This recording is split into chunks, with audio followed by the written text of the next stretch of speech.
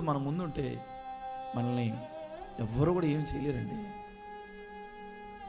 షడ్రకు మిషకు అబేద్నెగోలు దానియేలు మరి వారి దేవుణ్ణి ఆ ప్రాంతానికి ఆ దేశానికి పరిచయం చేయగలిగారంటే దానికి కారణం ఏంటంటే మాకెందుకండి భయం, మేము మొక్కను కాక మొక్కం, ఎందుకంటే మా ముందు దేవుడు ఉన్నాడు, మా ముందు ఆయన ఉన్నాడు, మాకెందుకు భయం. సింహాల బోన్లు వేస్తావు, సింహం నా దగ్గరికి వస్తుందా?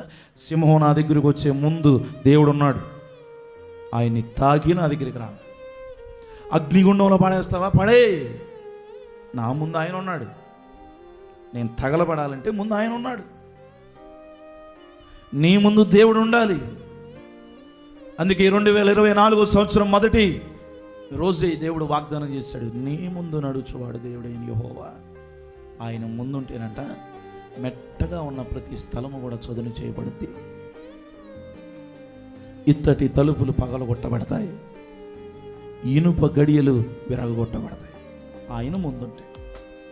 మరి ఇంతకాలం దేవుడు ముందుంటే ఏం జరుగుతుందని దేవుడినే పక్కన పెట్టి ఎవరినో తీసుకొచ్చి ముందు పెట్టావు. వాళ్ళు స్థలం చదును చేయలేరు, వాళ్ళు ఇత్తటి తలుపులు విరగొట్టలేరు, ఇనుప గడియలను పగలగొట్టలేరు.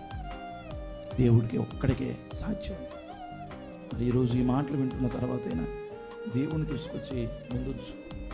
ఈ కుటుంబంలో చాలామంది చూడండి, ఎన్నోసార్లు దేవునికి ప్రాధాన్యత ఇవ్వరు. కొంతమంది కుటుంబాల్లో దేవునికి ప్రాధాన్యత ఇవ్వాలి, ఆయన ముందు ఉంచాలి.